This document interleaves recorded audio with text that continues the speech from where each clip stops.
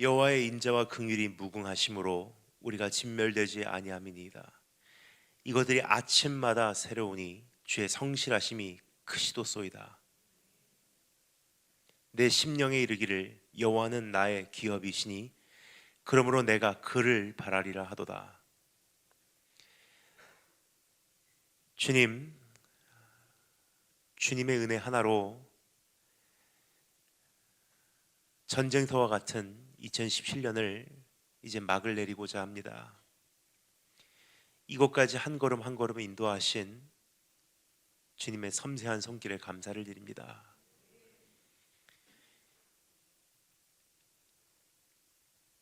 이제 한 해는 바뀌지만 그러나 주님, 우리가 또 다시 달려갈 힘이 우리 안에 남아있지 않음을 고백을 드립니다. 시간이 지나며 매 해마다 더욱더 쇠하여져가는 우리의 육신과 더 큰 환란 속으로 들어가는 이 세상의 현실을 바라볼 때 새해를 맞이하기에 우리의 기대감과 소망은 있지만 우리 안에 기력이 역부족임을 주님 앞에 오늘 먼저 아뢰입니다. 하지만 하나님, 변하지 않는 주님 바라보게 하시고 이제 한 해를 견디는 차원이 아니라 우리가 날아오를 수 있는 새 힘을 허락해 주시기를 소망합니다. 그러한 주님의 약속의 말씀 듣고자 이 자리 사모하여 나왔사오니 예수 그리스도의 보혈로 우리를 다시 한번 정결케 깨끗게 씻어주시고 주님, 이 가운데 함께 계셔 주시옵고 주 성령께서 마음껏 기름 부으시고 우리에게 말씀해 주시기를 사모합니다. 살아계신 주 예수 그리스도의 이름으로 기도합니다.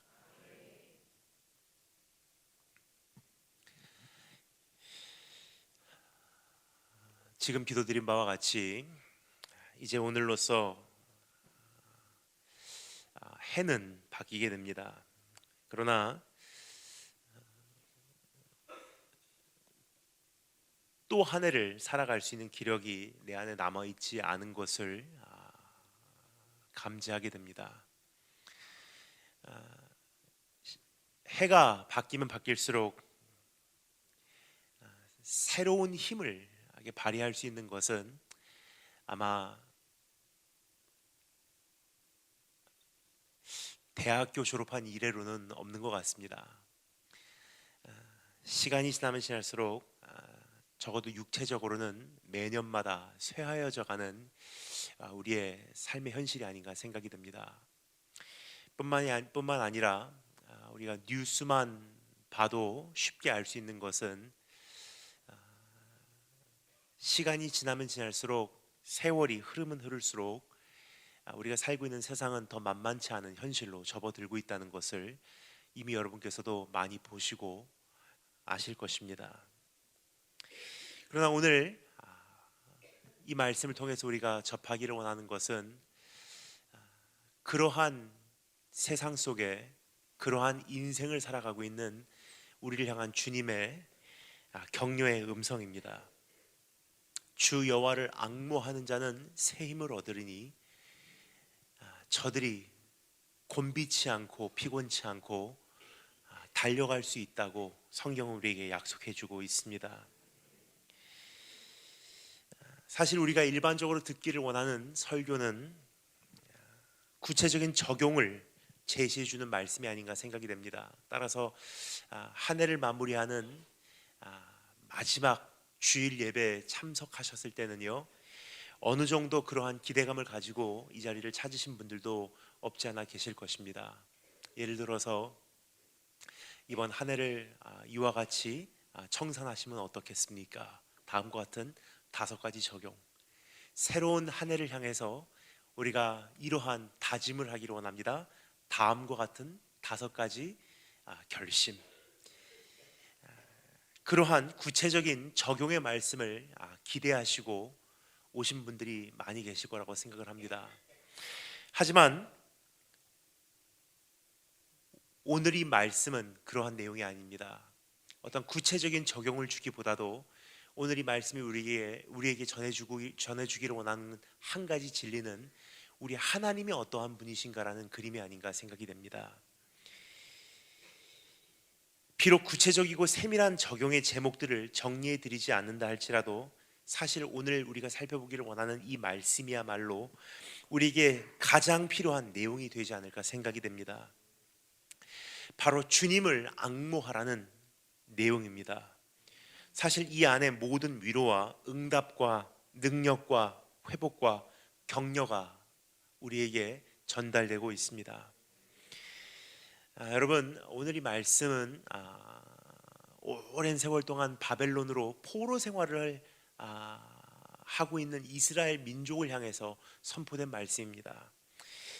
그러한 포로 생활을 하고 있는 어려움에 처해 있는 고난 가운데 있는 주님의 백성들을 향해서 하나님께 주신 말씀이 이렇게 견뎌라라고 구체적인 노하우를 가르쳐 주신 말씀이 아니라 어떤 방법론을 그들에게 전달하신 말씀이 아니라 오늘 우리가 살펴보고자 하는 이 본문 말씀의 내용입니다. 즉 하나님이 누구신가? 그래서 한 해를 정산하고 새로운 한 해를 맞이하고자 하는 우리에게 지금 가장 필요한, 가장 급격히 요구되는 한 가지 그림이 있다면 바로 이것이라고 생각을 합니다. 우리 주님이 누구신지를 분명히 바라보고 그분을 바라봄으로 새 힘을 얻으라라고 우리에게 권면하고 계신 주님의 초대의 음성입니다. 즉 세상을 초월하고 시대를 이겨내고 인생을 정복하는 것은 어떠한 노력과 노하우로 성취되는 것이 아니라 하나님을 바라보는 것으로 가능해진다라고 성경은 우리에게 이야기를 하고 있는 것입니다. 따라서 오늘 이 시간에는 그 어떠한 구체적인 적용과 권면의 말씀이 아니라 지금 한 해를 마무리하고자 하는 우리에게 가장 적합한 말씀, 주님은 어떠한 분이신지를 바라보는 것, 그 신앙의 본질로 돌아오는 기회가 되었으면 좋겠습니다. 그래서 오늘 성경은 우리에게 이러한 초대의 음성을 주시고 계십니다. 주님이 어떤 분이신지 분명히 알고 주님을 앙모함으로 새 힘을 얻으라. 그렇다면 주님이 누구신지 우리가 바라보기 위해서 주님에 대해서 우리에게 알려주고 있는 세 가지 내용을요, 본문 말씀을 통해서 함께 정리해 보도록 하겠습니다. 첫 번째, 창조의 주. 두 번째, 통치의 주. 세 번째, 공급의 주. 이 세 가지를 함께 생각해 보도록 하겠습니다. 그럼 첫 번째 따라서 점사했습니다. 창조의 주. 그렇습니다. 주님은 창조의 하나님이십니다. 우리의 시선을 고정하기를 원하는 하나님은 창조의 주라는 사실을 성경은 우리에게 오늘 전해주고 있습니다. 포로 생활을 하고 있는 이스라엘 민족이 가장 필요했던 것이 무엇이냐면요, 우리 하나님은 창조의 주라는 진리가 필요하지 않았나 생각이 됩니다. 그래서 이사야라는 선지자를 통해서 하나님께서 그 백성에게 꼭 전해주기를 원했던 위로의 메시지가 바로 이 사실이라는 것입니다. 주님이 창조의 주라는 사실을 모르는 사람이 사실 어디 있나 생각을 합니다. 적어도 신자라고 자칭하고요, 그리고 주일날 교회에 오시는 분들은 어느 정도 이 사실을 인정하셨기 때문에 이 자리에 모이셨다고 생각은 합니다. 그래서 어떤 분들은 이와 같이 반응하실 것입니다. 창조의 주라는 사실 다 알고 있는 바인데 뭐 그것에 대해서 또 말씀하실 필요가 있으신지. 그러나 이것이 구체적으로 무엇을 의미하는지 성경은 우리에게 조금 더 구체적으로 알려주고 있는 것을 함께 정리해 보도록 하겠습니다. 우리 하나님이 창조주라는 것은요, 주님께서 천지를 창조하셨다는 것으로 끝나지 않습니다. 거기에 연루된 너무나 중요한 두 가지 현실이 있음을 잠시 정리해 보도록 하겠습니다. 첫 번째, 창조의 주라는 것은요, 다른 말로 표현하면요, 지존하신 분이란 뜻이에요. 함께 직접 읽어보도록 하겠습니다. 주어진 본문 말씀하시기까지 덮지 마시고 우선 12절부터 17절까지의 말씀을 함께 다시 한 번 더 주님의 음성 귀를 기울여 읽어보도록 하겠습니다. 12절부터 17절 말씀 다 같이 한 목소리로 읽겠습니다. 시작.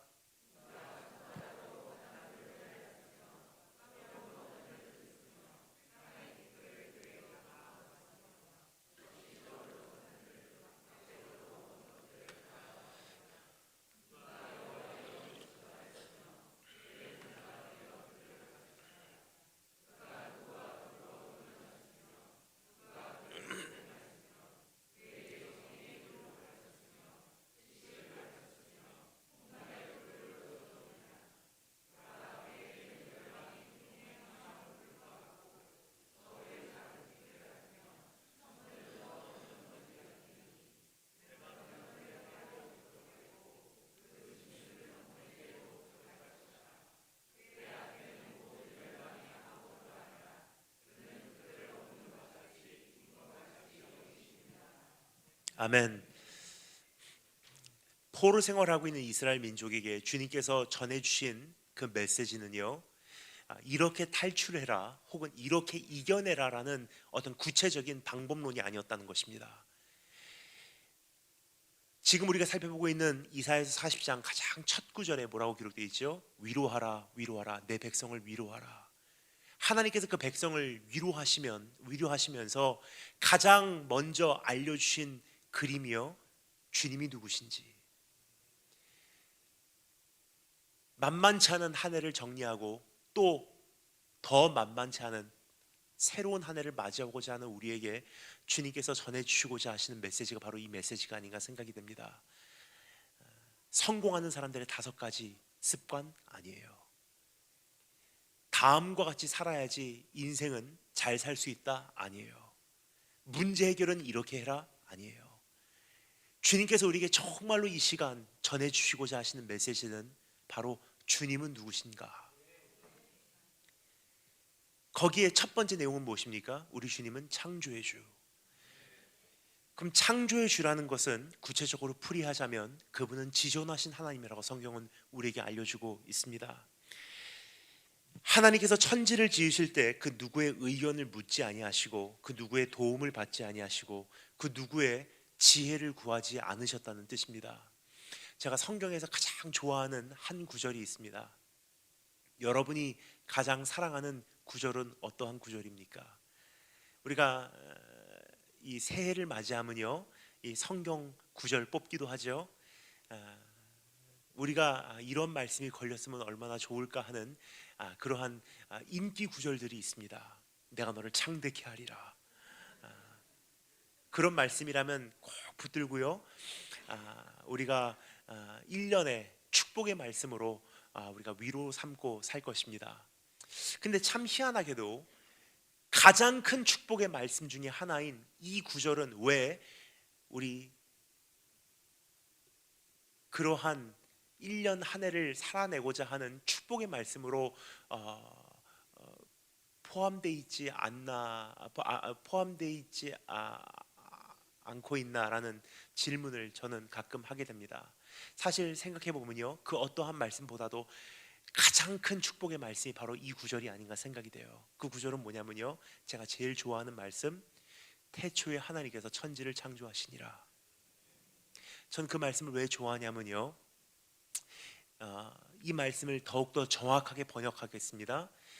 뉘앙스적으로 원어를 있는 그대로 직번역을 하면요, 이렇게 성경을 우리에게 알려주고 있습니다.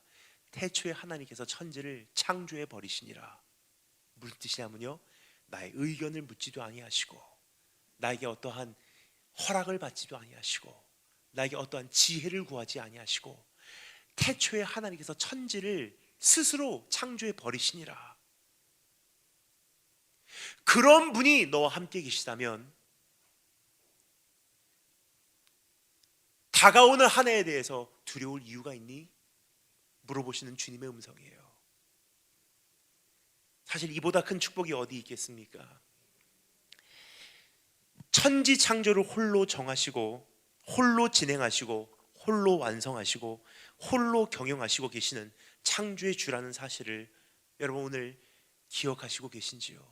그분을 예배하고자 오늘 우리가 이 자리에 왔고요, 그분을 시인하는 것이 우리가 믿고 있는 기독교 신앙이고요, 그분과 함께 출발하는 것이 다가오는 2018년이라는 사실이에요. 이와 같은 진리가 성경 다른 곳에서 선포되고 있는 것을 제가 읽어드리겠습니다. 욥기 38장 39장에 보면요, 동일한 진리가 선포되고 있는데 다 읽을 수는 없고요, 제가 중간 부분만 읽어드리도록 하겠습니다.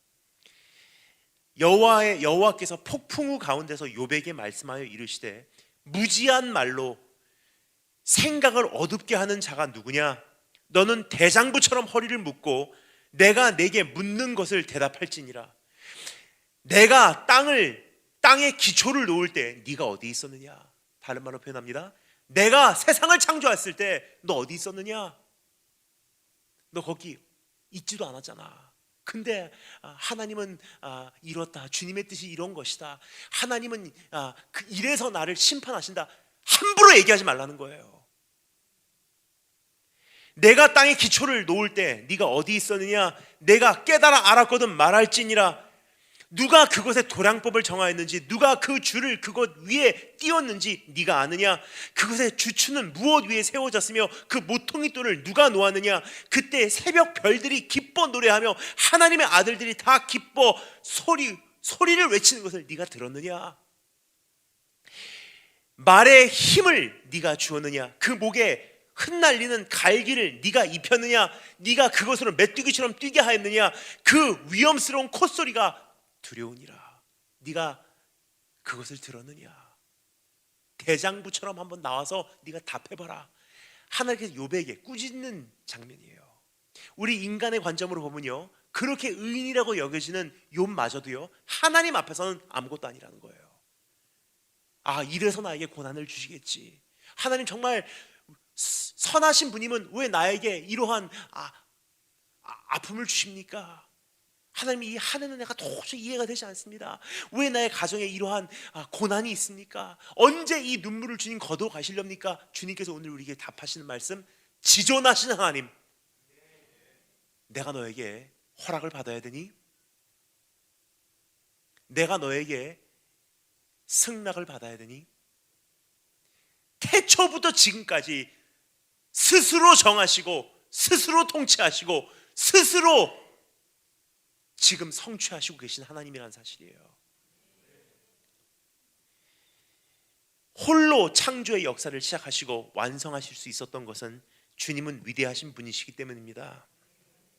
이 말씀에 의하면 창조주에 비하면 열방은 통에 한 방울의 물과 같고 그 광대한 바다 위에 있는 모든 섬들은 먼지밖에 되지 않고 그분께 합당한 번제로 드리자면 초목으로 우거진 레바논의 모든 나무를 뗄목으로 동원해도 불충분하고 모든 동물들은 제물로 드려도 역부족이라고 성경은 우리에게 오늘 이야기해주고 있습니다.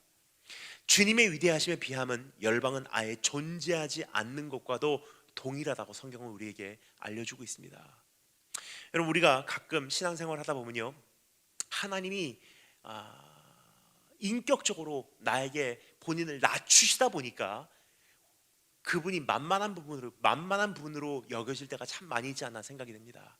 근데 그분을 만만한 분으로 여기기 시작하면요, 그분이 손해가 아니에요. 내가 손해예요. 만만한 하나님이라는 것은요, 내가 하나님을 축소시켰다는 것은요, 나를 도울 수도 없는 하나님이라는 뜻이에요. 내 상황을 변화시킬 수도 없는 하나님, 내 병을 고칠 수도 없는 하나님, 내 인생을 책임지실 수도 없는 하나님이라는 뜻이에요. 근데 여러분, 오늘 새해의 가장 큰 축복이 무엇이냐? 하나님 계셔야 되는 곳으로 다시 한번 모셔져야 되는 것. 그러면 조금 불편해요. 왜요? 만만한 분이 아니기 때문에. 그러나 거기서 우리에게 약속되는 축복은 상상을 초월합니다. 그 축복은 무엇입니까? 나를 도우실 수 있는 하나님, 구원의 하나님, 위대하신 하나님, 전능하신 하나님, 치유하신 하나님, 승리의 하나님, 기적의 하나님, 천지를 창조하신 하나님, 지존하신 하나님.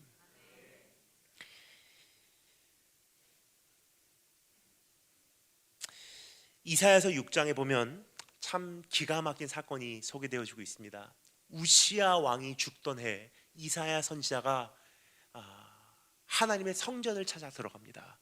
우시야 왕이라는 것은요, 이스라엘의 모든 영적 희망을 걸어놨던 소망의 대상이에요.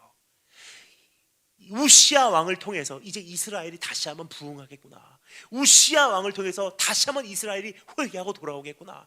우시야 왕을 통해서 하나님께서 반드시 이제 하나님의 나라를 확장하시겠구나 생각을 했는데 그 기대를 걸었던 왕이 죽어버렸어요. 모든 것이 절망적인 그러한 순간에 이사야 선지자가요, 하나님의 성전을 찾아 들어갑니다. 근데 들어가니까 기가 막힌 광경을 목격을 해요. 뭐죠? 지극히 높은 보좌에 우리 하나님은 앉으셨는데 그의 옷자락은 주의 성전을 가득 채웠고 세상은 뒤집어진 것 같아요. 소망은 끊겨진 것 같아요. 내일이 없는 것 같아요. 근데 하나님께서 이사야에게 목격하게 했던 그 한 가지 그림은 무엇입니까? 하나님은 그것과 무관하게 오늘도 동일하게 보좌에 앉아 계시다는 그 그림이에요. 지존하신 분, 우리에게 영향을 받으시는 분도 아니고 세상이 뒤집어져도 하나님은 잠잠하시도다. 나에게는 당장 내일이 오지 않을 것 같은데 그분은 불변하시도다. 그리고 그분의 옷자락, the train of his robe, 그분의 옷자락이라는 것은요, 영어 표현으로 보면 원어가 정확하게 번역이 되어 있습니다. 그분의 옷, 땅에 닿는 가장 끝부분이에요. The train of his robe, 그분의 옷의 가장 끝부분, 땅에 접촉되는 그 끝부분, 그 부분만 해도 인간이 세운 가장 아름답고 거대한 건물인 하나님의 성전을 가득 채웠대요. 즉 하나님의 성전이 하나님을 감당할 수 있다고 생각하니?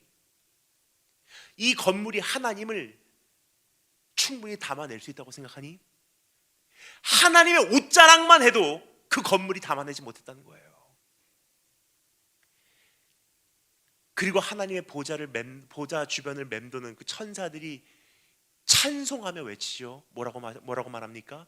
카도시, 카도시, 카도시. 거룩하다, 거룩하다, 거룩하다.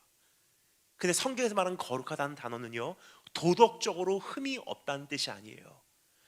거룩하다라는 것은요, 성별되었다, 지존한다, 홀로 계신다는 뜻이에요.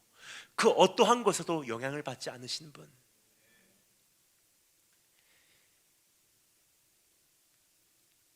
지존하시도다, 독립적이시도다, 스스로 계시도다, 그 무엇에도 영향을 받지 아니하시는 분이시로다. 여러분, 오늘 그분의 위대하심이 조금 상상이 가시는지요? 그분을 예배하고자 우리가 함께 모인 것이고요, 그분이 지난 한 해를 주님의 손 안에서 꽉 나를 붙드시고 인도하신 것이고요, 그분과 함께 2018년을 우리가 출발한다는 뜻이에요. 그분의 위대하심이 조금 상상이 가시는지요? 본문 말씀에서 알려주기는 또 한 가지 그림만 살펴보아도 어느 정도 우리 하나님은 어떠한 분이신지 조금 우리가 힌트를 얻을 수 있어요. 성경에서 뭐라고 말하죠? 누가 접시 저울로 산들을, 막대 저울로 언덕들을 달아보았느냐. 그러면 여기서 말하는 접시 저울이라는 것은요, 아주 가벼운 물체의 무게를 측정할 때 사용되는 기구예요. 여러분 보신 적 있으실 것입니다. 조그만 그 접시 위에다가 무게 몇 돈 올려놓고 가벼운 것만 그 위에 올려놔서 그 무게를 측정하죠. 그래서 성경이 뭐라고 말하죠? 누가 접시 저울에 산들을 올려놓고 그 무게를 측정하였느냐. 하나님께는요, 그 거대한 산들도 아무것도 아니라는 거예요.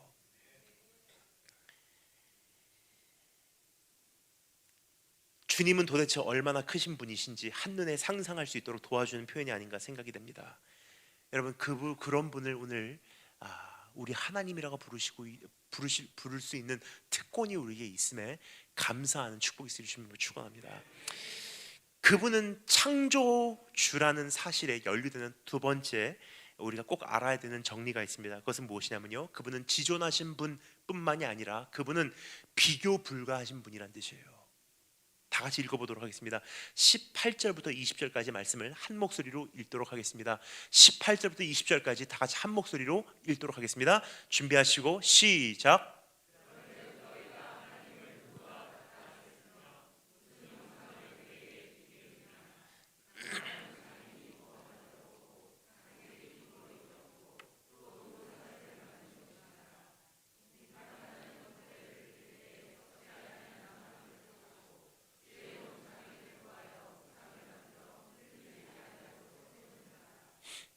아멘. 여기까지입니다. 우리 주님은 지존하신 분뿐만이 아니라 우리 주님은 비교 불가하신 분이라는 사실을 알 수가 있습니다. 어떠한 대상으로도 비길 수 없고, 어떠한 우상으로도 대신할 수 없고, 어떠한 장인으로도 만들어낼 수 없는 분이라는 사실을 성경 우리에게 다시 한 번 더 밝혀주고 있음을 우리가 보기를 원합니다. 그분이 우리를 만드신 분이시지 우리가 그분을 만들어내지 않았다는 사실입니다. 그래서 여러분 가만히 우리 한번 생각해 보면요, 피조물인 우리가 창조주인 그분을 판단할 수도 없고요, 그분이 어떻게 행하시든지 다 옳은 거예요. 한 가지 예를 들까요? 심지어는 우리가 가장 의인으로 여기는 욥마저도요, 하나님 앞에서는 내세울 게 하나도 없었다는 거예요. 하나님은 언제나 의로우신 분이세요. 따라서 인간의 입장으로 보면요, 억울한 게 사실은 하나도 없어요. 어떤 분이 이렇게 말씀하십니다. 그래도 욥은 억울하지 않았을까요? 기가 막힌 사실을 한 가지 발견하게 됩니다. 욥이라는 사람은요, 우리가 보기에는 아무 흠이 없는, 이물질이 없는, 우리가 흠 잡을 만한 것이 없는 인물이라고 생각을 해요. 그러면요, 연단도 없어야 되잖아요. 연단이라는 것은 무엇입니까? 풀무불에 어떠한 물체를 던져서 필요 없는 이물질들을 제거한다는 뜻이에요. 그래서 정금과 같이 되어 나오게 한다는 것이 연단의 과정이에요. 근데 욥이 뭐라고 말하죠? 오직 주가 나의 갈 길을 아시나니 나를 연단하신 후에 내가 정금과 같이 되어 나온다고 고백을 하고 있어요. 무슨 뜻이냐면요, 연단 받을 만한 내용들이, 이물질들이 있었다는 뜻이에요. 그냥 우리가 일반적으로 욥을 생각하면요, 그냥 아무런 흠잡을 것이 없는 사람으로 생각을 합니다. 근데 조금만 우리가 깊이 살펴보아도요, 욥 안에도 하나님만 보시는 몇 가지가 있었어요. 그 중에 한 가지만 말씀드리겠습니다. 가장 첫 번째, 하나님의 공회에 사탄이 나오는 모습을 성경이 기록하고 있죠. 욥기에 기록된 내용입니다. 사단이 와서요, 욥을 정죄하며 이렇게 말을 하죠.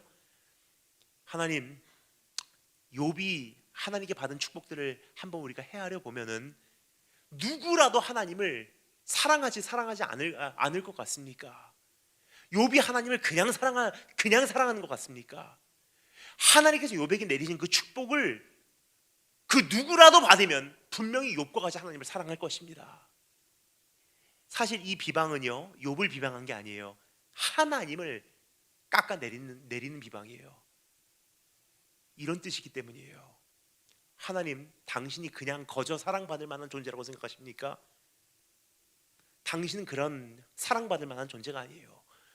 축복을 주니까 사람들이 당신을 사랑하는 것 뿐이에요. 욥을 향한 비방이 아니라 그 배후에는 하나님을 향한 공격이 담겨져 있었던 그런 음성이에요. 그리고 사단이 하나님을 도전하죠. 하나님이 사랑받을 만한 존재가 아니라는 것, 흠모받을 만한 존재가 아니라는 것을 증명하기 위해서 욥에 있는 모든 것을 거두어가래요. 그러면 욥이 하나님을 저주할 것입니다.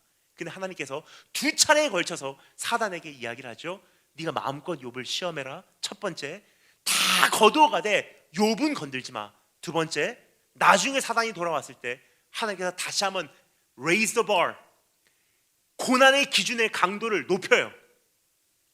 탁 치되 욥의 생명만은 건들지 마. 두 차례를 걸쳐서요, 연단에 들어가요. 다 거두어가는데 가정 깨지고요, 자녀들 죽고요, 재산 날아가고요, 심지어는 자기 몸에 병이 생겨서 죽게 생겼어요. 하루아침에 인생이 망해버려요. 근데 성경은 거기서 이렇게 기록합니다. 욥의 고백을 기록하고 있어요. 뭐라고 말하죠?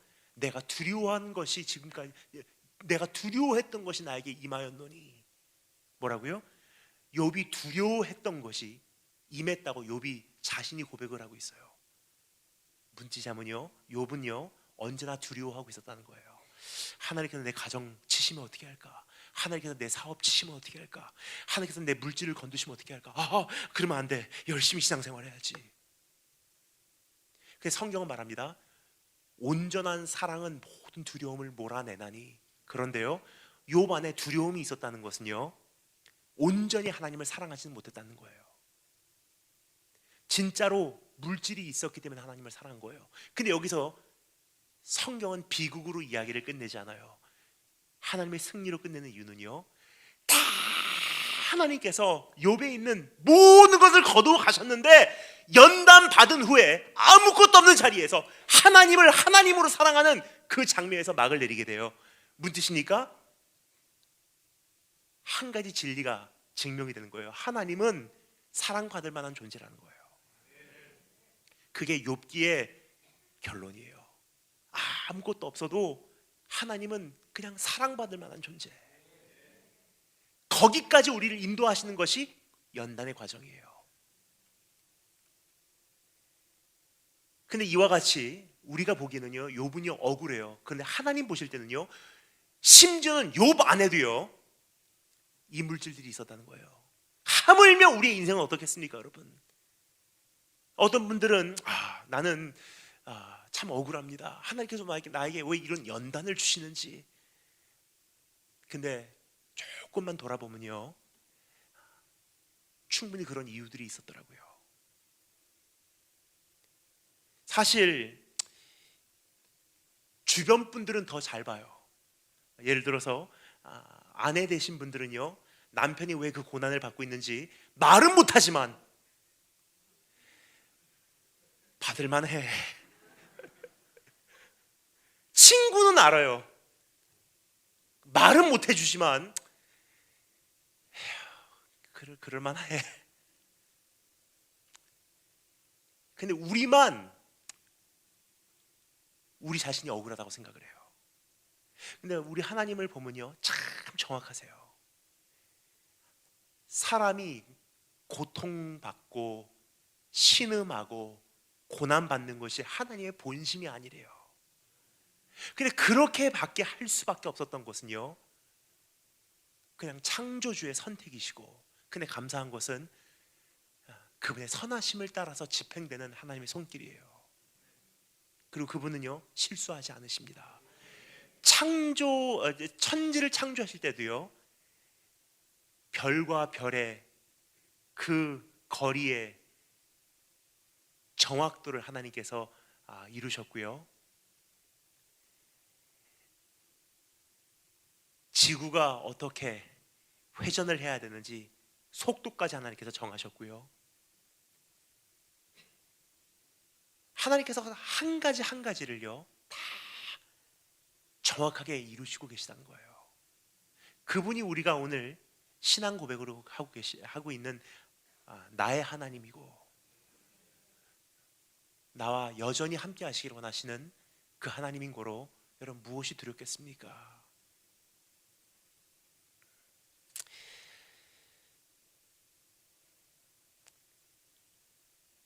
두 번째 우리가 살펴보기를 원합니다. 두 번째는요, 따라서 감사합니다. 통치의 주. 21절부터 26절까지 함께 읽어보도록 하겠습니다. 21절부터 26절까지 통치의 주에 대해서 함께 읽도록 하겠습니다. 시작.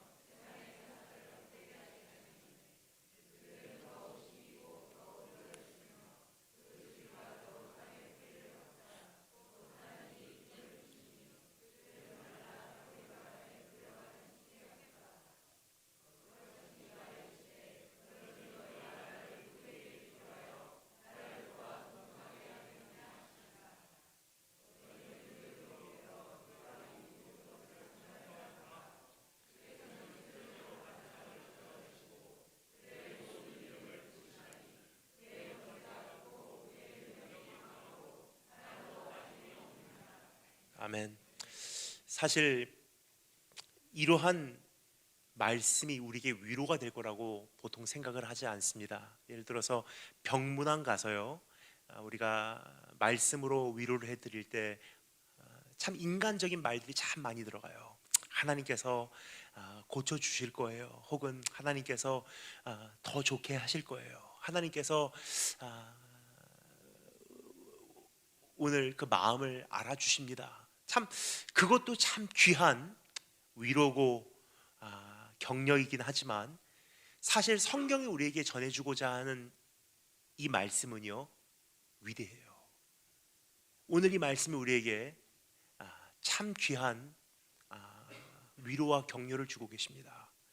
우선은 수천 년 전에 포로 생활하고 있었던 이스라엘 민족에게 선포된 이 위로의 말씀, 우리에게도 가장 날카로운, 가장 정확한 하나님의 위로의 말씀이 아닌가 생각이 됩니다. 그 말씀의 핵심은 무엇입니까? 너희는 눈을 들어, 너희는 눈을 높이 들어 누가 이 모든 것을 창조하였는가를 보라. 예측하지 못했던 위로의 말씀이었다고 생각해요. 포로 생활을 하는 그들에게 내일 하나님께서 고쳐주실 거야, 내년에 하나님께서 구원자를 보내주실 거야가 아니에요. 이렇게 하면 무게가 좀 가벼워져, 저렇게 하면 살아남을 수 있어가 아니에요. 하나님께서 주시는 가장 정확한 위로의 말씀은 무엇이냐면요, 너의 눈을 높이 들어 누가 이 모든 것을 창조하였는지를 보라. 그렇습니다. 하나님은 창조의 주. 하지만 거기서 오늘 말씀은 끝나지 않습니다. 그분은 창조하신 것을 오늘 다 정확하게 통치하시고 계시다고 성경 기록하고 있습니다. 그분은 위대한 창조의 주뿐만 아니라 지금도 역사를 경영하고 살아계신 우리 하나님이라는 사실을 우리가 기억하기를 원합니다. 조금 더 구체적으로 말씀을 드리자면 그분께서 만드셨기에 그분만이 유일하게 참으로 다스리실 수 있는 권리와 능력을 소유하고 계시다고 성경은 우리에게 말해주고 있는 것입니다.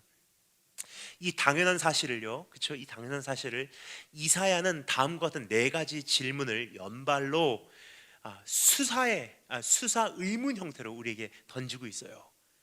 수사 의문 형태 질문 아시죠? rhetorical question, 대답할 필요가 없는. 예를 들어서 우리가 보통 대화에서도 이렇게 말하죠. 내가 바보라고 생각해?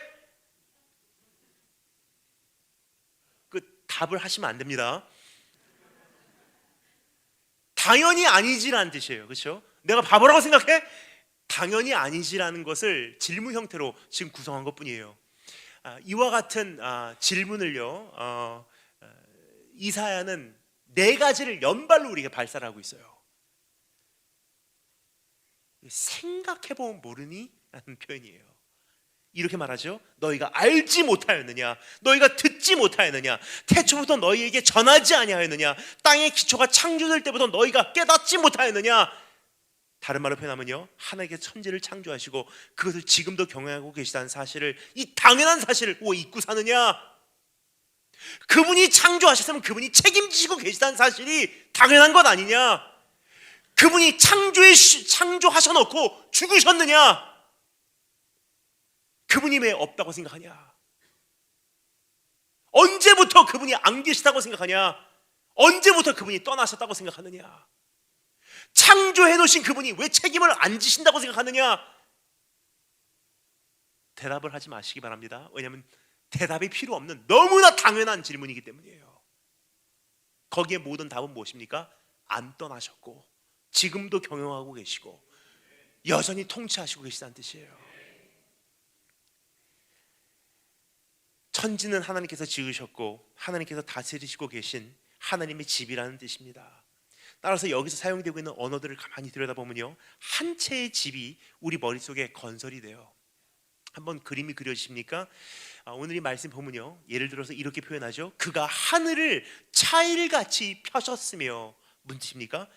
하늘이요, 지붕이란 뜻이에요. 그분의 집에 거주할 천막같이 치셨고 땅은 건물이란 뜻이에요.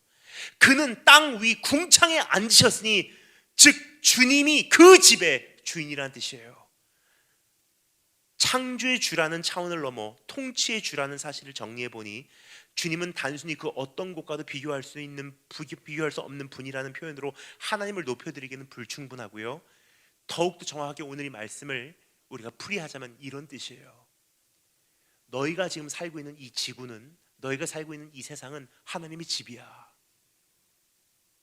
그러면 그 집의 주인이 계신 것이 당연한데 너희는 왜 그 집에 주인이 없는 것과 같이 살아가고 있느냐? 주인이 없다고 생각하니까 세상이 마음대로 간다고 생각하죠. 주인이 없다고 우리가 잠시 착각을 하니까 내일에 대해서 불안하기 시작하죠. 이대로 가다가 세상이 어떻게 될런지, 세상이 이렇게 빙글빙글 돌다가 이거 큰일 나는 거 아닌가, 이런 걱정들을 가만히 들어보면요, 결국 한 가지를 의미하고 있어요. 이 세상은 주인이 없습니다. 근데 오늘 성경은 우리에게 이렇게 이야기하고 있어요. 저 위에 보이는 하늘은 하나님의 지붕이야. 여러분, 신앙이 없으신 분들은요, 신앙이 흔들리시는 분들은요, 믿음이 작아지시는 분들은요, 오늘 예배 마치시고 밖에 나가서 하늘 보시면 됩니다. 하나님께서 창조하신 이 세상이라는 집의 지붕이고요, 지금 우리가 살고 있는 이 세상은 하나님께서 만드신 초막이고요, 그 안에 다스리시고 계신 그분은 그 집의 주인이신 주님이세요. 그럼 그 안에 손님으로 온 내가 왜 그 집의 주인이 없다고 생각합니까?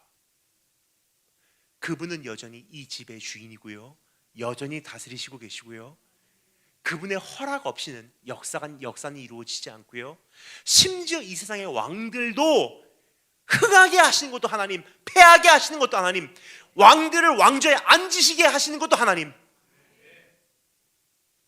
그분이 여전히 오늘도 다스리시고 계시다는 뜻입니다. 특히 오늘 이 말씀에 보면 참 제 관심이 이렇게 이끌리는 한 구절이 있습니다. 우주의 권능을 나타내고 있는 셀 수 없는 별들까지도 주님께서 이름을 지어주고 그 이름으로 부르시고 계신다고 성경은 우리에게 말해주고 있습니다. 조사에 의하면요, 한 은하계에는 약 100억 개의 별들이 있다고 알려져 있습니다. 100억이라는 숫자가 그러면 상상해 가십니까? 별 하면 우리가 일상적으로 접하는 것이 아니기 때문에 일상생활에서 접할 수 있는 돈으로 우리가 한번 계산을 해봐도요, 100억이라는 것은 상상이 가지 않아요. 1억만 있는 것이 사실 소원입니다. 100억이라는 것은 상상도 가지 않아요. 그러니까 숫자적으로 계산기로 어떻게 쳐야 되는지도 모르겠어요. 한 은하계에 100억 개 이상의 별들이 있는데요, 그러나 주님께서는 그것들을 오늘 성경 말씀에 의하면 이렇게 말하고 있죠. 그 모든 별들을요 다 이름으로 부르시고 계시다고 성경 말해주고 있어요. 그들의 모든 이름을 부르시나니 그의 권세가 크고 그의 능력이 강함으로 하나도 빠짐이 없느니라. 100억 개, 한 은하계만 해도 100억 개 이상의 별들인데요, 그 100억 개 이상이 되는 별들을요 하나하나 이름을 부르시고 계시고 하나도 빠짐이 없느니라. 제 여동생 아미킴 교수가 최근에 애완견 한 마리를 분양을 받았습니다. 1년 전 일입니다. 그래서 첫 돌이 지났습니다. 새까만 색깔의 프렌치 불독이라고 하는 그 종류예요. 사실 그런 조그만 개는 제가 별로 좋아하지 않습니다. 원래는 저는 큰 개들을 좋아해요. 근데 이 강아지가 얼마나 저는 사랑스러운지, 지난 1년 동안 조카가 없는 저는 이 강아지 낙으로 살았습니다. 근데 처음에 많이 여동생이 망설였어요. 이 강아지 이름을 뭐라고 지어줄까? 제가 몇 가지 서제션을 말했습니다. 쿠키라고 지면 어떠니? 아니면 뭐 빙고라고 지면 어떠니? 사실 쿠키하고 빙고는 제가 언젠가 강아지를 키운다면 이런 이름을 지어줘야지 하고 제 나름대로 생각하고 있었던, 저에게는 그 숨겨놓은 보석과 같은 이름들이에요. 근데 그거를 공유를 했는데 여동생이 단호하게 거절을 하더라고요. 그건 촌스러워. 거절하고요, 또 자기가 알아서 이름을 짓더라고요. 근데 강아지 이름 하나 지을 때도요 신중하게 고민을 하더라고요. 그걸 결국은 L이라는 이름으로 지어줬어요. 왜 L이냐? 여동생하고 여동생 남편, 제 매제죠, 여동생하고 그 남편이 결혼 11주년이에요. 그래서 11주년에 남편이 와이프인 제 여동생에게 그 선물로 준 것이 그 강아지인지라 11, 11년, 11이라는 숫자를 짧게 해서 L이라고 해서 이름을 엘이라고 졌습니다. 그리고 엘이라는 단어는 프랑스어로 her, 여자를 호칭할 때 사용된 단어죠. 그래서 엘이라고 불러요. 그 강아지 이름 지을 때만 해도요, 사람이 상당히 고민을 하더라고요. 근데 강아지뿐만이 아니라 우리가 어떠한 동물을 키울 때 이름을 지어줍니다. 근데 사람의 이름을 지어주는 것도 참 의미심장한데 동물 이름을 지어주는 것도 참 많은 의미가 있어요. 적어도 두 가지 의미를 내포하고 있습니다. 이름을 지어준다는 것은요, 첫 번째, 너는 내 거야 라는 뜻이에요. 그렇죠? 옆집 사람이 와서 우리 강아지 이름 지어주지 않습니다. 주인이 지어주는 것이 이름이에요. 왜요? 너는 내 거야. 두 번째 의미가 있습니다. 내가 너를 책임질 거야. 그래서 주님과 교제한 사람들의 수많은 발자취를 보면요, 주님께서 그들의 꼭 이름을 지어줬어요. 지금까지는 너는 이렇게 불리워졌거니와 오늘부터 너는 이렇게 불리워지리니. 뭐죠? 너는 내 거야. 그리고 네 인생은 내가 책임진다. 여러분, 우리와 하나님과의 관계가 다 그런 것 알고 계신지요? 한평생을 눈물과 고난과 아픔으로 잘 살아낸 다음에는요, 요한계시록에서 말하죠, 그 나라 갔을 때 이기는 자에게는 주님께서 흰 돌을 주리니 그 돌 위에는 이름을 써주신대요. 그것이 무슨 뜻인지는 모르겠습니다. 그런데 한 가지 분명한 것은요, 각 사람에게 하나님께서 이젠 영원토록 불리워질 이름을 지어주신다는 거예요. 제 생각에는 아마 이런 이름들이 아닌가 생각이 듭니다. 한평생에 우리의 모든 인생을 한마디로 요약할 수 있는 그 이름을 우리에게 지어주시고요, 이기는 자에게 흰 돌을 주시고 그 돌 위에다가 그 이름을 씌워주시고 영원토록 주님과 나와 속삭일 수 있는, 나를 부르시는 사랑의 표현이에요. 그러한 표현들이 사실 이스라엘 역사에는 언제나 있었어요. 그래서 하나님께서 이스라엘아 부르실 때도 있지만 진짜로 그 애절한 사랑을 표현하실 때는 이스라엘이라고 안 부르세요. 뭐라고 부르시죠? 에브라임아. 주님께서 꼭 부르시기를 원하셨던 그 이름들이 있잖아요. 저와 저의 아버지와의 관계를 생각해봐도 그렇습니다. 저는 아버지와 잘 언어가 통하지 않았어요. 저는 10년 동안 한국에서 태어나서 컸고요, 저희 아버지는 계속 일본에 계신 분이세요. 그래서 저는 10살 때 일본으로 가기 전까지는요, 아버지하고 저하고는 언어가 달랐습니다. 저는 한국말밖에 못하고 아버지는 일본말밖에 못하고. 근데 아버지께서 그 엄격한 그 외모를 가지고 계신 분이세요. 키도 크시고요, 정확하시고요, 자기 관리가 강하시고요. 그래서 그 의사소통이 안 되면요, 참 오해를 많이 받으세요. 일본말로 기즈이, 무슨 뜻이냐면 아주 강하고 세게 보이세요. 그러니까 어린 저는요, 아버지에 대해서 참 많은 오해를 갖고 살았습니다. 아버지 목소리도 크시고 확실하게 이렇게 표현을 하시니까 참 제가 많이 놀라요. 예를 들어 아버지께서 그거 먹지 마! 하는데 저는 아버지께서 저에게 무척 화를 내시는 것 같이 깜짝 놀라는 거예요. 근데 아버지께서 저에게 가끔 이러한 사랑의 호칭으로 불러주실 때가 있어요. 이건 저와 아버지와 사이에 일어나는 일이기 때문에 여러분은 저에게 그런 이름으로 부르시면 안 됩니다. 그러니까 저는 아버지께 드린 특권이에요. 아버지만 저를 그렇게 부르실 수 있어요.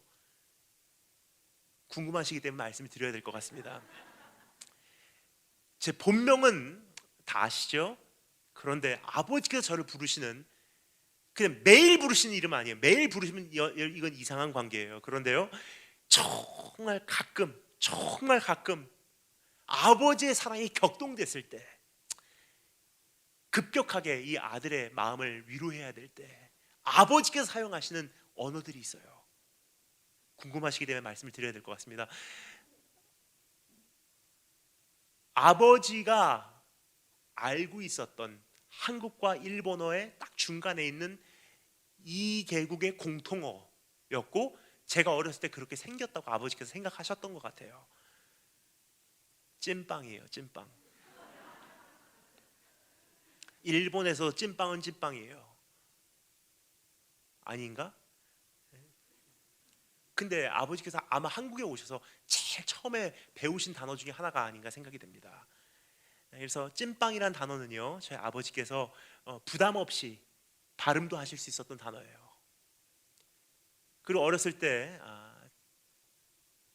사랑의 표현으로 저를 찐빵이라고 불렀어요. 그러니까 아버지께서 뭐라고 말씀하시는지는 제가 못 알아들어도요, 아버지께서 나에게 무척 화나셨구나. 그런데 아버지께서 저에게 웃으시면서 찐빵, 그러면 아버지 화 안 나셨어. 에브라임이라는 단어가 바로 그 단어예요. 하나님께 나올 때는요, 하나님 1년 동안 정말 잘못 살았어요. 하나님, 내가 정말 바로 살려고 했는데 내 마음대로 되지 않더라고요 하고, 이 한 해를 맞이하는, 한 해를 마무리하는 이 자리를 찾아왔을 때는요, 마음이 첩첩해요. 하나님, 나를 정죄하시면 어떻게 할까? 그 찬송가에서도 이렇게 말하죠. 그러한 심정을 가지고 주님 앞에 와서 나를 정죄하실 거야, 나를 혼내실 거야, 나를 심판하실 거야. 그러나 주의 음성을 내가 들으니 사랑한단 말일세. 나에게 화나셨을 거야. 나에게 무척 화나셨을 거야. 근데 주님께서 말씀하시는 건, 어이 찐빵, 에브라임아, 에브라임아, 놀라지 마. 위로하라, 위로하라. 내 백성을 위로하라. 그 주님이 별들의 이름을 부르시는데 자신의 백성의 이름을 잊으시겠느냐? 한 은하계, 여러분, 우주 안에 무궁무진한 그 우주 안에 얼마나 은하계들이 많습니까? 그런데요, 하나만 해도 100억 개의 별들이 있는 그 은하계에서 각 별들의 이름을 다 부르시고 하나도 빠짐이 없느니라라고 성경 기록하고 있어요. 그런데요, 그 별들을 기억하시면서 자신이 선택하시고 그 백성을 위해서 죽으신 사랑하는 그 영혼들의 이름을 내가 잊었다고 생각하니?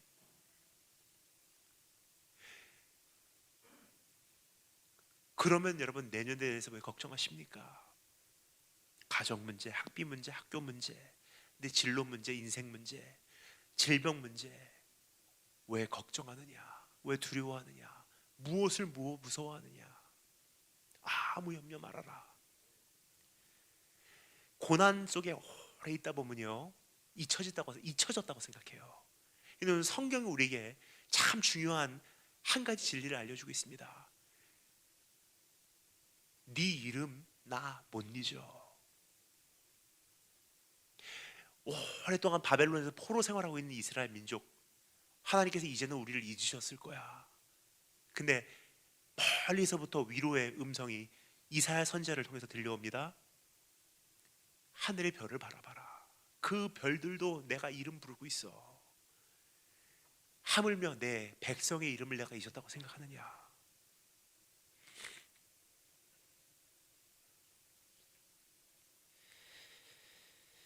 어찌 나와 같은 존재를 주님께서 기억해 주실까? 이와 같은 위대하신 분께서 나와 같은 작은 존재를 어찌해 기억해 주시는지, 이것이야말로 기가 막힌 은혜가 아닌가 생각이 됩니다. 그 은혜를 조금 깨닫기 시작하고 묵상하기 시작한 시편 저자가 말하지요. 주의 손가락으로 만드신 주의 하늘과 주께서 베풀어 두신 달과 별들을 내가 보니 사람이 무엇이관데 주께서 그를 생각하시며 인자가 무엇이기에 주께서 그를 돌보시나이까. 오늘 그분을 바라보시고 한 해를 넉넉히 맞이할 수 있는 우리 새로운 힘을 얻으신 축복이 있을 주님으로 축원합니다. 세 번씩 따라 감사했습니다. 공급의 주, 마지막으로 27절부터 31절까지 다 같이 한 목소리로 읽겠습니다. 27절부터 31절까지 다 같이 한 목소리로 읽겠습니다. 시작.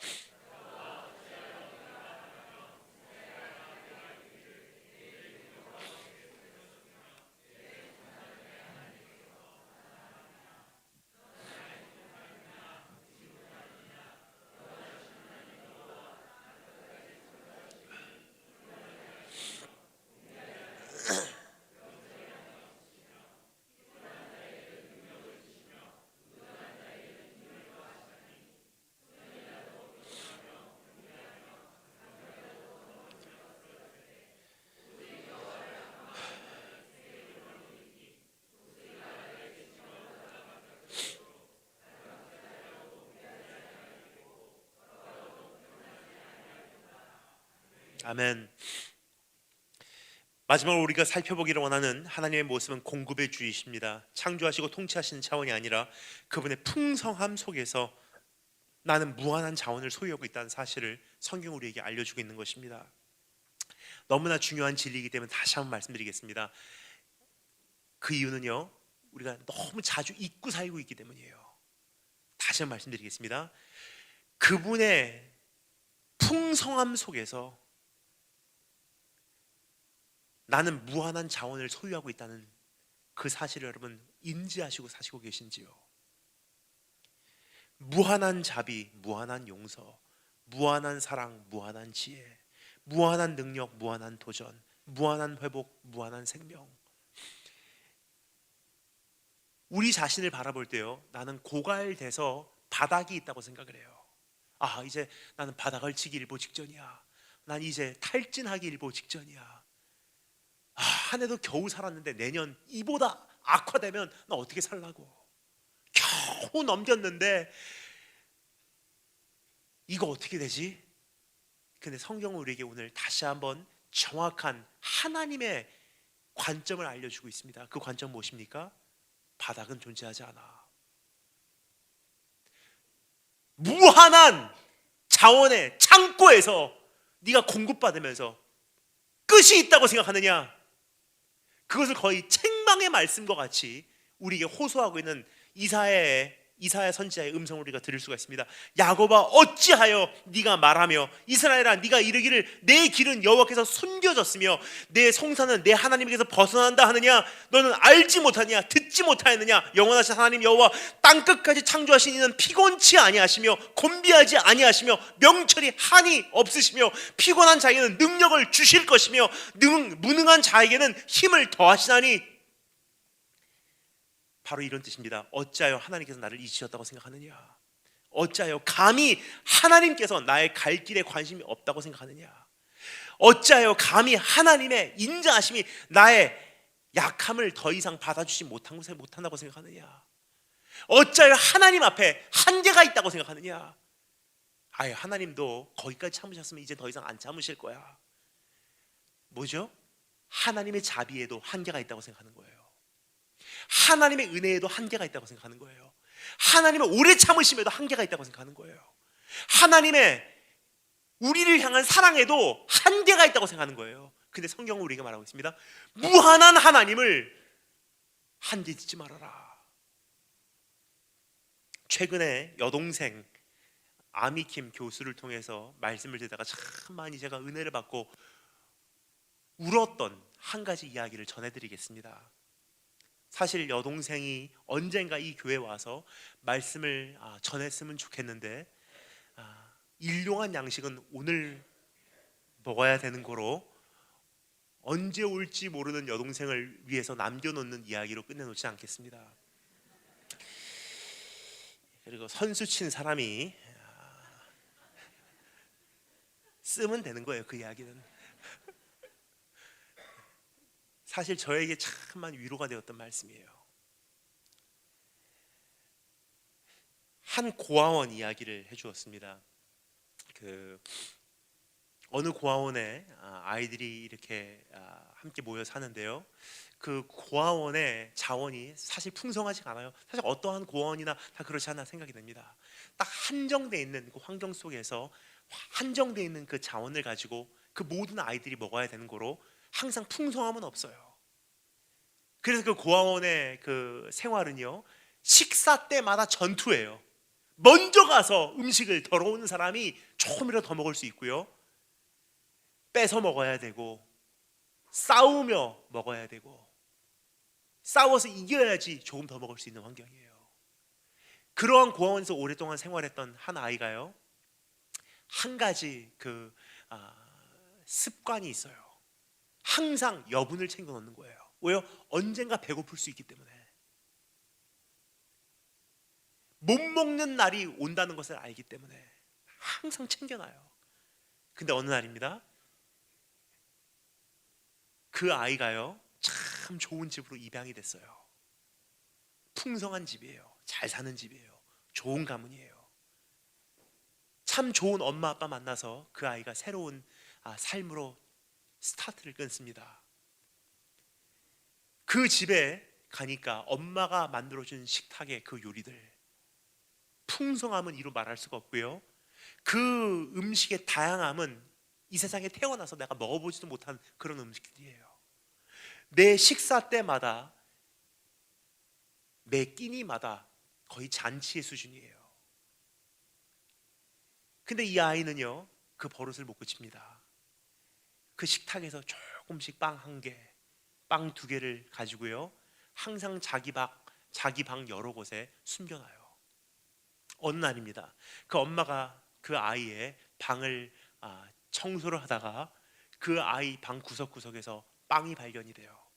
서랍에서, 침대 밑에서, 장롱에서. 그 아이가 이곳저곳 구석구석에 빵을요 다 숨겨놓은 거예요. 그날 저녁에 그 엄마가 그 아이를 두고요 물어봐요. 얘야, 엄마가 오늘 네 방 청소를 하다가 구석구석에 네가 빵을 숨겨놓은 것을 발견을 했어. 너 왜 빵을 숨겨놨니? 그 아이가 가만히 있다가 그 엄마한테 이렇게 말을 합니다. 언젠가 엄마가 나를 사랑하지 않는 날이 오면 그때 배고플까 두려워서 나는 그날을 대비해서 빵을 미리 숨겨놓게 되었습니다. 언젠가 엄마 마음이 나를 향해서 바뀔까 봐 그날을 대비해서 나는 빵을 준비해 두었습니다. 그런 아이를 보면서 그 엄마가 이렇게 말합니다. You will never go hungry. 넌 두 번 다시 인생에 배고플 일이 없을 거야. 엄마는 안 바뀌어. 난 언제나 너에게 공급할 것이고, 언제나 난 널 꼭 채워줄 거야. 여러분, 이것이 사실 우리의 인생의 스토리예요. 내일에 대해서 불안해하는 것, 이유가 무엇입니까? 작년까지는 하나님께서 나를 지키셨는데 내년도 지키실까? 지금까지는 주님께서 주의 은혜로 나를 붙드셨는데 내년에도 하나님께서 나를 그렇게 붙드실까? 지금까지는 그래도 하나님의 공급하심으로 겨우겨우 넘어온 것 같은데, 또 그런 고비들이 내년에 다가오면 내가 넘길 수 있을까? 뭐죠? 하나님의 마음이 바뀔 수 있다고 착각을 하고 있는 거예요. 하나님께서 나를 향한 그 사랑이 언젠가 고갈이 될 거라고 우리가 오해를 하고 있어요. 근데 하나님께서 우리에게 그 어머니와 같은 동일한 부모의 마음을 호소하고 계세요. You'll never go hungry. 너는 절대로 배고플 일이 없어. 하늘에 나는 새를 보라. 하나님께서 먹여 살리지 않느냐. 소모품과 같은, 그냥 버려지고 뽑혀지고 불에 타서 없어져도 이상하지 않은 쓸모없는 들의 꽃들도, 그런 풀들도 하나님께서 입히지 않느냐. 하물며 하나님의 자녀인 너희를 하나님께 돌보지 않겠느냐. 우리 하나님의 사랑은 고갈되지 않습니다. 지금까지 나를 붙드신 하나님의 은혜라면요, 내년에도 동일하다는 거예요. 하나님의 사랑, 하나님의 자비, 하나님의 위로는요 절대로 바닥을 친 일이 없어요. 그런 무한한 창고에서 우리가 지금 자원을 끌어 쓰는데 왜 두려워하느냐, 왜 무서워하느냐, 왜 염려하느냐. 그분은 창조주이십니다. 그분은 통치자이십니다. 그분은 공급의 주이십니다. 그런 분을 어떻게 하라고요? 앙모하는 자는. 그게 무슨 뜻입니까? 앙모한다. 다른 번역 앙망한다. 이렇게 번역이 되어 있는데요. 무슨 뜻이죠? 영어로는 이렇게 원어를 더욱더 정확하게 번역을 하고 있습니다. 영어로는 이렇게 번역됩니다. Those who wait on the Lord. 여호와를 기다리는 자는 새 힘을 얻으리니 걸어가도 뛰어가도 곤비치 않고 피곤치 아니하리라. 기다린다. 왜 그 말씀이 필요했을까요? 이사야 선지자가 그들에게 말합니다. 광야에 길을 내라. 높은 산들이 낮아지고 계곡마다 도두어지고 주의 길을 평탄케 하라. 하나님께서 자신의 백성을 구원하시기 위해서 여호와의 구원이 임하시리라. 메시아가 올 거야. 너희를 구원하기 위해서 메시아가 올 거야. 그분이 임하실 때까지 기다리라, 기다리라, 기다리라. 그 메시아가 오심을 기다렸던 사람들은요, 노예 생활이 그들을 파괴하지 못했고요, 상황과 눈물과 역경이 그들을 포기시키지 못했고요, 메시아가 오음을 알았던 사람들은요, 구원이 임한다는 것을 기다렸던 사람들은요, 새 힘을 얻고 날아올랐다는 뜻이에요. 오래전 있었던 일입니다. 제 개인적인 일은 아니고요, 역사에 기록된 한 장면이에요. 세계 2차 대전 때 미군 한 명이요, 미군 용사들이요, 나치군 포로 수용소에 수용이 됐어요. 근데 그 포로 수용소의 그 방향은 어떠한 방향이냐? 한 사람의 그 군사로 하여금 정신적으로 완전히 파괴되게 해서 패배 의식을 느끼게 하는 것이 포로 수용소의 역할입니다. 그래서 나중에는 그 포로 수용소를 두르고 있는 울타리를 없애도요, 쇠사슬을 풀어줘도요, 도망갈 기력도 남기지 않는 것이 도망갈 기력도 남기지 않게 하는 것이 포로 수용소의 역할이에요. 패배 의식을 느끼게 하는 것. 그래서 전쟁을 심리전을 치르게 하는 거예요. 수많은 미군들이요, 그 젊은 아이들이요, 다 잡혀와서 포로 수용소에 수용이 된 거예요. 손톱을 뽑고 고문을 당하고 물먹임 당하고 배고프게 굶주리고 아침부터 밤까지 정말 피곤하게 수고하고 병들어서 한 명씩 죽어가고, 그리고 심리전을 치릅니다. 나치군들이 이렇게 이야기를 해요. 미국은 너를 잊어버렸어. 너희를 구하러 오지 않아. 너는 젊은 청춘을 다 허비해서 네 나라를 위해서 바쳤건만 그 헛수고야. 네 와이프 벌써 새로운 데 재혼하고 시집 갔을 것이고 너라는 존재는 잊어버렸어. 그리고 네 자녀들은 이제 다른 새아버지 만나서 다 살고 있어. 너란 인생은 참 비참한 인생이야. 밤낮 그런 이야기를 듣고 있다 보면요, 사람이 어떻게 되냐? 패배의식으로 인생이 좌절을 해버리기 때문에 쇠사슬을 풀어줘도요, 돌아갈 곳이 없기 때문에 거기서 끝나는 거예요. 쇠뇌교육을 하는 거예요. 한참 그렇게 쇠뇌교육을 받고요, 모든 미군들이 포로 수용소에서 그렇게 파괴되고 있는 상태에 새로운 포로 한 명이 잡혀 들어왔어요. 이 새로운 포로는요, 그래도 아직도 신선한 포로예요. 그렇죠? 막 잡혀왔으니까. 잡혀오자마자 막 구타당하고 고문당하고 손톱 뽑히고, 그리고 피투성이 된 채로 다른 포로들이 수용되고 있는 숙소로 내던짐을 당한 거예요. 밤중에 자고 있는데 한 포로가 내동댕이 쳐서요, 뒹굴어서 들어옵니다. 자다가 말고 다른 포로들이 일어나서 그 새로운 병사 한 명을 다 보살펴주기 시작해요. 근데 참 희한하게도 피투성이 된 이 병사는요, 웃고 있어요. 다른 병사들이 궁금해서 물어봅니다. 너 왜 웃고 있냐고. 그 병사가 이렇게 말합니다. 나는 포로 수용소 탐방하러 왔다가 잡혀서 들어왔는데 미군이 바로 앞에까지 와 있어요. 이 전쟁 곧 끝납니다. 당신들의 가족은 당신을 기다리고 있고요, 우리나라는 우리를 잊지 않았어요. 이제 곧 승리의 개가 불러질 것이고 우리를 구원하러 이제는 우리의 군대가 이곳을 곧 점령하게 됩니다. 전쟁은 끝났어요. 지금 이 포로 수용소에 있던 군인들은요, 포로 수용소 밖에 지금 어떠한 상황인지 모르고 있었어요. 새롭게 온 군인은 이 전쟁이 곧 끝났다는 것 알고 있는 거예요. 미국의 승리로 막을 내린다는 건 알고 있는 거예요. 나라가 구원하러 온다는 거 알고 있는 거예요. 당신들을 집으로 데리고 간다는 거 알고 있는 거예요. 모든 포로들에게 이 소문이 공유가 됩니다.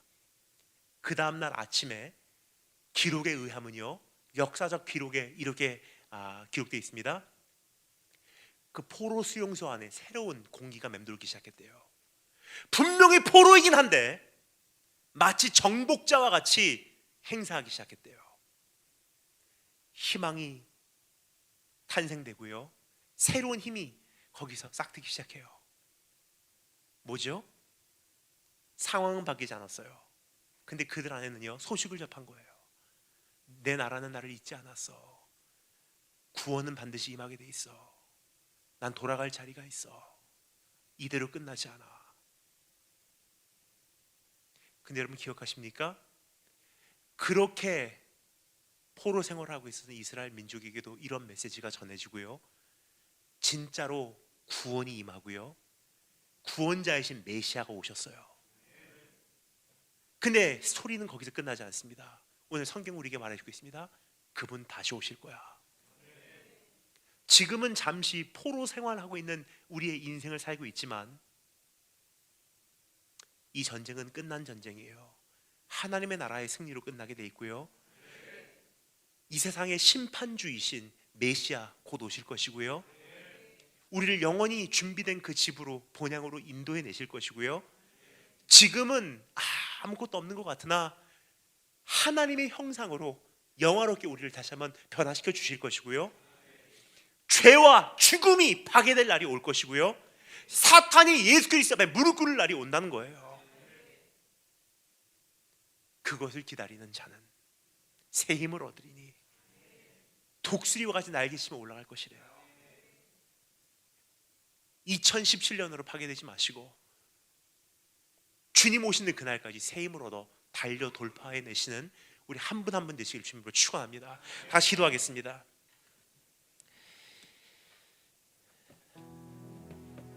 오늘 주신 말씀 잠시 붙들고 우리 몇 가지만 가지고 주님 앞에 결단하며 기도드리도록 하겠습니다. 첫 번째 기도할 때 이렇게 기도했으면 좋겠습니다. 하나님,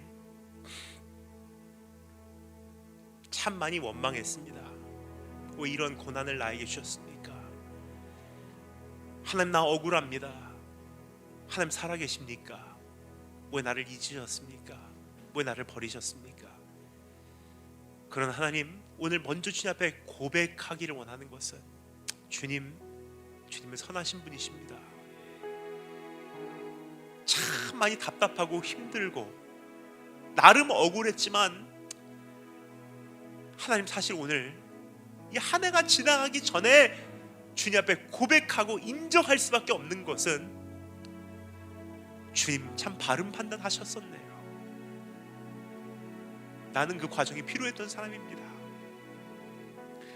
나에게는 그 고난이 필요했던 사람입니다. 나에게는 그 눈물이 없었으면 오늘이 있을 수가 없었던 사람입니다. 하나님, 어떻게 그렇게 잘 아시고 정확하게 그 눈물을 나에게 허락하셨는지, 어떻게 그렇게 잘 아시고 그 이별을 허락하셨는지, 그 아픔을 허락하셨는지, 그 질병을 허락하셨는지. 하나님, 내가 주님 앞에 원망할 것이 하나도 없습니다. 한 해를 청산하며 우리가 돌아올 수 있는 가장 중요한 원점, 주님은 선하신 분이십니다. 우리 다 같이 기도하겠습니다. 다시 기도합니다. 이어서 기도합니다. 이어서 기도할 때 이렇게 기도했으면 좋겠습니다. 하나님, 고난 가운데, 아픔 가운데, 어두운 방 가운데 나 잊혀졌다고 생각했습니다. 하지만 하나님, 그 별들을 하나도 빠짐없이 기억하시는 우리 하나님께서 어찌하여 주님의 피값으로 사신 그 백성의 이름을 잊겠느냐? 어찌 내가 네 이름을 잊을 수 있겠느냐? 네 인생 잊혀지지 않았다. 아무도 시선이 미치지 않는 우주 가장 구석에 있는 그 별까지도 나의 시선이 미치는데 어찌하여 그 가정에, 그 집, 그 문제, 그 아픔, 그 세포 하나하나에 내 시선이 미치지 않겠느냐. 하나님, 실질적인 문제 해결은 지금 당장 오지 않아도 주님 나 잊으시지 않았다는 거 하나만으로 난 충분합니다. 그것으로 하나님 내가 새 힘을 얻을 수 있을 것 같습니다. 좀 감사합니다. 우리 다 같이 함께 기도드리도록 하겠습니다. 기도합니다. 우리 마지막으로 한 가지만 더 넣고 기도하도록 하겠습니다. 기도할 때 이렇게 기도했으면 좋겠습니다. 하나님, 주님의 음성 들었습니다. You will never go hungry. 넌 절대로 배고플 일 없을 거야. 하나님, 내가 사치스럽게 원하는 것은 주님 채워주신다는 약속은 없지만, 하지만 나의 모든 피로를 주님께서 채우신다는 약속은 내가 압니다. 있을 것이 필요하다면 하나님 주실 것이고, 기댈 것이 필요하다면 주실 것이고, 굶주렸다면 먹이실 것이고, 학비가 필요하다면 학비 주실 것이고, 사람이 필요하다면 사람을 붙이실 것이고, 하나님 나의 모든 필요를 주님께서 채우시고 나의 모든 필요를 공급하실 것을 내가 압니다. 주님의 사랑은 끝이 없습니다. 주님의 자비는 무한합니다. 주의 인자는 고갈되지 않습니다. 그래서 하나님, 내년에 대해서 불안한 것 오늘 이 시간 다 청산하겠습니다. 난 더 이상 두렵지 않습니다. 그리고 주님 다시 오시는 그날까지 나는 주님 바라보고 달려가도록 하겠습니다. 다 같이 함께 기도하겠습니다. 기도합니다.